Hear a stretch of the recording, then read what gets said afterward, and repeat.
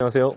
먼저 이것부터 바로 여쭤볼게요. 윤석열 대통령이 윤핵관이라는 표현을 쓰는 사람은 적이라고 인식하겠다. 안철수 의원을 겨냥한 건데 이러면 윤심이 전당대회에 들어가 있다 지금. 개입이 돼 있다 이렇게 볼 수 있습니까? 아니 무슨 윤심이 개입돼 있다 이런 거 논의할 단계는 지난 게 한 그저께 어제를 기점으로 해가지고 이제 용산 핵심 관계자도 아니고 대통령의 말을 전언한다는 식으로 이제 이야기를 하고 있어요. 그렇기 때문에 이건 뭐 더 이상 논쟁의 여지가 없는 상황입니다. 일단 대통령실 관계자들은 당무 개입은 전혀 아니다. 그러니까 윤 대통령 본인에 대한 언급이 있을 때 그 상황에 대한 팩트를 얘기할 뿐이다라고 얘기하고 있거든요. 자, 이렇게 보시면 돼요. 이게 젊은 사람들이 요즘 하는 표현으로 대통령 후보의 표현으로 당의 전당대회를 뛰고 있는 사람들에 대한 개별적인 평가가 나오기 시작합니다. 나경원은 어떤 사람이고, 유승민은 어떤 사람이고, 뭐 그다음에 뭐 안철수는 어떤 사람이고, 옛날에 안철수랑 나랑 이랬다 이런 거 나오잖아요. 우리는 그런 걸 당무 개입이라 부르기로 했습니다. 그러니까 그거를 자꾸 이제 정의를 어떻게 바꿔가지고 꼴대로 옮겨가지고 이건 당무 개입이 아닌데라고 할 수 없는 게 예전에 대통령들 중에서 조심스러운 분들은요. 그런 주자에 대한 언급 자체를 하는 것 자체가 당무 개입이 될 수 있기 때문에 참 조심했었어요. 하다못해 박근혜 대통령이 예를 들어서 김무성, 서청원 둘이 붙었을 때 김무성 대표가 유리한 상황에서 나 김무성 되면 탈당하겠다 이런 얘기 안 하거든요. 방금 앞서 얘기한 거는 이제 심평 변호사가 한 얘기인데 대통령실은 심평 변호사도 대통령실과 교감한 적은 없다. 대통령과 교감한 적은 없다라고 주장을 했습니다. 보시죠. 심평 변호사가 그걸 하면서 말이 한 3번 정도 바뀌어요. 처음에는 뭐 교감이 있었다. 그다음에 뭐 나중에는 상의하지 않았다. 그런데 뭐 대통령이랑 내가 통한다는 식으로 말이 바뀌거든요. 그런데 이런 식으로 만약에 나경원 의원이 그렇게 말이 바뀌고 했다고 하면요. 실제로 어떻게 했죠? 해임했죠. 원래 지금 전당대회 기조에서 그런 식으로 대통령을 언급하면서 말이 바뀌고 그래서 대통령이 누가 될 수 있는 발언을 했는데 대통령이 마음에 안 들면 다 해촉하고 해임했어요. 그러니까 심평 변호사를 김기현 의원 후원회장에서 해임했어야 된다라는 말씀이신가요? 해임, 해촉 또는 적극적인 부정을 했었어야 되는데 그게 알겠습니다. 한 이틀 있다가 사태가 걷잡을 수 없이 번져가지고 이제 뭐 어르신들 단톡방에서도 이 좀 살벌한 분위기가 나오니까 그제서야 이제 뭔가 먼저 김한길 대표가 먼저 이야기했죠. 김한길 대표가 이런 거 검토되지 않고 있다라고 본인이 나와서 얘기했죠. 그러니까 저는 이런 게 참 마지못해 하는 그런 어떤 부인이다. 일단 뭐 아니라고 주장한 사람들도 있지만 뭐 이준석 전 대표도 그렇고요. 윤심에 의해서 당대표직에서 물러났다라고 주장을 계속 해왔으니까 이번 정당대회에 윤심이 과도하게 개입했다라고 보셨으니까 그러면 그 이유는 뭐라고 보십니까? 왜 과도하게 개입한다고 보십니까? 이런 것 같아요. 그러니까 대통령께서 이제 정치를 하시면서 저도 많은 정치인들과 인터랙션을 하지만은 만나서 봤을 때 저 사람이 저 자리에 있으면 나 죽을 것 같아라는 인상을 갖는 건 쉽지 않거든요.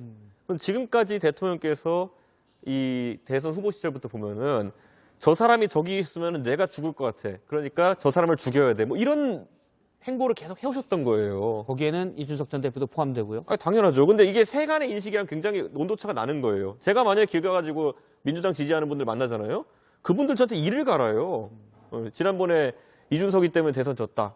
지방선거 이준석이 때문에 졌다. 이렇게 말씀하시는 분도 있어요. 그런데 대통령실 인식이 완전 반대라는 거 아니에요. 크게 이길 선거를 이준석이 때문에 작게 이겼다. 뭐 이런 거 하고 있잖아요. 그러니까 인식 자체가 이런 거예요. 어떤 사안에 인식이 있으면 그에 따른 해법이 있는 건데 대통령이 지금 상황을 보고 계신 세계관 자체가 나는 너무 뛰어난 인물이야. 근데 이준석이 때문에 선거 질 뻔했고 지금 나도 너무 뛰어난 인물이야. 그런데 지금 당이 나를 서포트 안 해줘가지고 지지율이 안 나고 내가 고생하는 거야.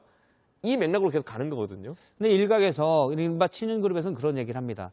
당대표와 대통령이 호흡을 맞춰서 가는 건 맞는 얘기 아니냐. 그리고 예를 들어서 이준석 전 대표가 당대표 시절 일단 갈등이 있었던 것도 주지의 사실이고 그때 대통령의 지지율이 떨어진 것도 맞거든요. 이렇게 보시면 돼요. 그러니까 보면은 그런 것도 다 지금 와서 이제 되돌아가 보시면은 요즘 어르신들이 저 만나면은 길거리에서 그런 말씀 다 하십니다. 이준석이가 별난 줄 알았더니만은 별난 사람 따로 있었다.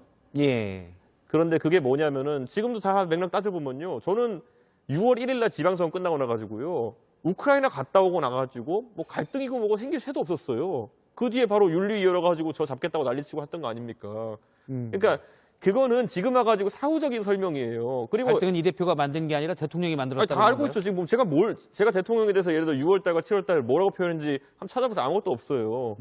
애초에 그렇기 때문에 잡으려고 달려든 것이지. 뭐 딱히 뭐가 빌미 잡혔는지도 없는 그런 상황이에요. 알겠습니다.